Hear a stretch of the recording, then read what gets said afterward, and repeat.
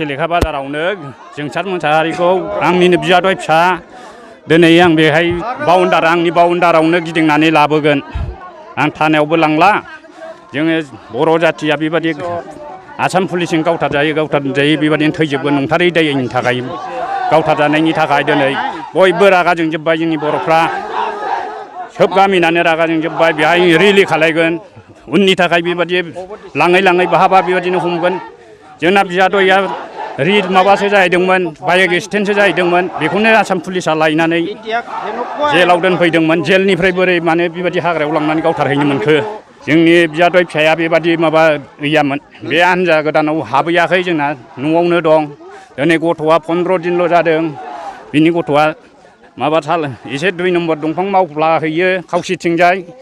बेनिफ्राय मोना समावसो थांनाय जादों बियादैया। बेखौ ओरै आफ्लागाव माबायावसो लामायावसो बाइकजों एक्सिडेन्ट जादोंमोन। बेखौनो आसाम पुलिसा लायदों। माबायाव आफ्लायाव माबा दं सिभिल हासपाताल दं बेहायनो सिलानि खालायजोबदोंमोन। ओजों साइडनि रायजो राजाफ्रा माबानानै हासपातालाव सोहैनानै 7था सिलानि होदों आथिङावल' आघात खारनोबो हाया मानोबो हायाखा। बे मानसिखौनो दा हनै दस्रा गोदान माबायाव सोनानै बुथारहैनाय जाहैबाय। बिनि थाखायनो जोङो दिनै रायजोफ्रा रागा जोंजोब्बाय जोंनि मानसिया बेबादिनो थैलाजोबगोन एसे दायावनो होननानै दा जोङो फुरा सावथिं माबानानै दं। नेयाथ' दिनै बे जोंहाथ' फिसौ उन्दै दङ बे फिसौ उन्दैनि थाखायथ' जोंहा राहा नांगौ।